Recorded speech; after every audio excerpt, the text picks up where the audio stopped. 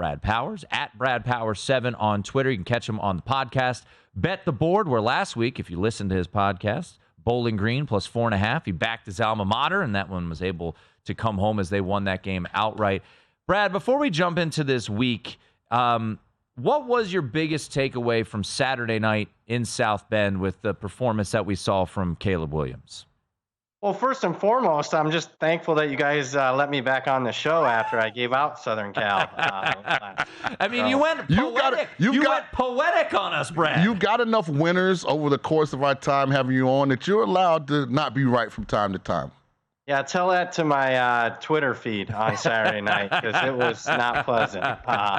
And deservedly so, because obviously Notre Dame was clearly the right side and the winner of that one. I will say this, it was a unique data point. Whenever you're -5 in turnovers for USC and you get allowed a kick return touchdown, you're not going to win many football games. You're not going to have many football games that are close in that regard. Caleb Williams is out of the Heisman hunt unless somehow, some way USC wins out and he performs and outduels guys like Bo Nix and Michael Penix in those big games. I think he's pretty much done, out of the Heisman loop. I mean, he single-handedly lost the Heisman Trophy against Notre Dame with 3 interceptions. So that would probably be my biggest takeaway. And I'm also anxious to see how USC responds this week because they're facing another physical team in Utah. I wasn't afraid to go ahead and back USC this week. I'm hoping that they do rebound, and I think Utah might not be able to keep pace offensively. But my goodness, if they get beat up and owned at the line of scrimmage on both sides again against Utah, which is very possible, you got to start questioning the program at this point under Lincoln Riley now here in year 2. Yeah, and that was going to be my next question as Brad Powers joins us. Make sure you check out him, Todd Furman, Payne Insider, the Bet the Board podcast. Follow him on social media at Brad Powers 7. You know, you still have for USC, Utah. They play Washington, they get them at home, and they get Oregon and UCLA, all those teams in the top 25. With the talent that's on this roster, at least offensively, do you believe USC picks off a couple of those teams still to come? I think it's much more likely that they lose 2 more games, Tim. I don't see it. I didn't see it. I didn't like what I saw on Saturday night. Because if there was one way Notre Dame was going to win, I thought they'd take advantage of the USC defense. It wasn't that. It was the offense imploding for USC. And look, there were some signs. They did not have a good first 20 minutes the week prior against Arizona. They did not have a good second half against Colorado. This offense looks sloppy. Caleb Williams' mechanics and fundamentals look sloppy. I'm wondering if he's too busy in the offseason shooting too many commercials instead of focusing in. I'll say this, from a football perspective, I do think this being year 2 under Lincoln, the defensive coaches in that league have a better understanding of what USC is trying to do. Also, second time that Marcus Freeman and Notre Dame have played USC under Lincoln. So I do think you're seeing some adjustments that are being made to what Lincoln does offensively. Certainly. And I go back to the Notre Dame game. There's a couple people that tweeted out that Marcus made some comments in the post-game press conference. I didn't see these that in last year's USC game that made me believe that they were working on some USC stuff in the offseason this year. They took that one personal, how Caleb Williams embarrassed Notre Dame last year, single-handedly won the Heisman. It looks like when you watch that game on Saturday night, they took it personal. Shame on me. I'll tell you what took personal, my bank account, because I lost a ton of money on that game. At Brad Powers 7 on Twitter. This is why we love Brad, though. Good sport about it. Hey, man. He's honest, He's organic. been doing it long enough. Yeah. You're gonna take some losses. I'll tell you this, Brad, before we move on. It's better to have lost like you did, which was from the very beginning. You knew you were on the wrong side. I had Colorado. Ooh. Yeah, that was tough. That was tough. Real quick, before we get to your best bet and a couple other games that you like, you got Washington and Oregon. What a great game it was. And as I do every Tuesday, Brad, I take a look at the situational spots. Oregon is now laying 20 against Washington State. Washington is laying 26.5 against Arizona State. Seen a little bit of movement there. Either one of those teams you looking to fade this week? Intriguing. It's a good example of betting numbers, not teams. Yeah. I mean, I was a little stunned at that opening number at Circa on Washington, Arizona State. I ended up betting Washington, but the more I thought about it, I think Arizona State's the right side, and I bought back a little on Arizona State in that regard. Off the buy for Arizona State.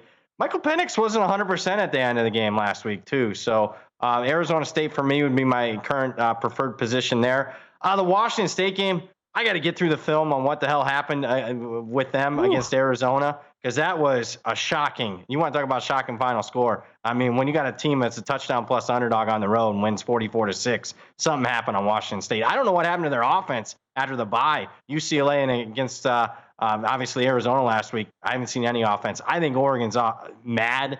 And I would actually lean with the favorite there with the Ducks. Yeah, I know exactly what happened, Brad. I came on the show when I was bloviating about how damn good Cameron Ward. I even said him and Caleb Williams in the same breath. And, well, they kind of look similar right now. Hell, he might be ready to get benched the way he's played the last 2 weeks, man. I did chastise you for it. I'm just going to say. I might take that victory lap a little bit. Brad Powers joining us here. All right, tell us why we're donning the Tar Heels. North Carolina's laying 23.5 this week. Any hints here why we're rocking the UNC hat, or you just like the colors? Oh, no hints. Right, I just liked, I like the hat, and you got to like their performance. I think unlike last year. I was on Miami. I look like a dope. Yeah, I mean, I don't know if dope is. Miami was up at the half. And they sleptwalked the third quarter. Then they made this late rally and kind of just, it wasn't enough. I can tell you this, maybe a reason I'm wearing the hat. I don't think enough people are talking about the team, because I kind of laughed when the market adjusted that Syracuse North Carolina game like 1.5 when Walker got the wide receiver got announced in. You watch him on film, he probably is worth a point and a half. That offense is totally different with him in the lineup. All right, I'm glad you mentioned that, because, you talk to enough professional bettors, you yourself are one of them.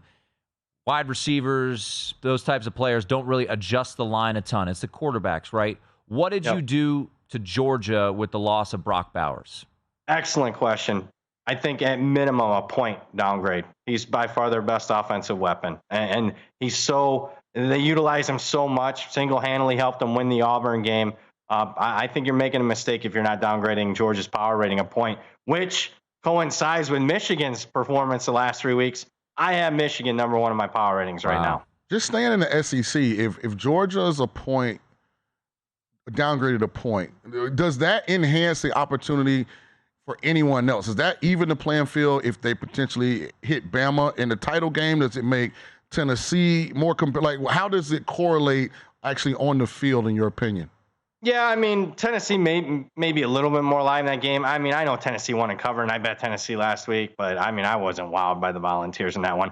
I think it makes the West winner, provided Bowers isn't back at that point, a little bit more live in that game, whether it's LSU or Alabama or Ole Miss. We're talking once again to Brad Powers. Make sure you check out the podcast, Bet the Board. He and Payne Insider and Todd Furman breaking it all down. All right, Brad, people have been waiting. Right now on the board, what is the most intriguing play for you? You know what? I'm going to go to the biggest game of the week since we didn't talk about it, but I love it. I'm going under 47, Penn State, Ohio State.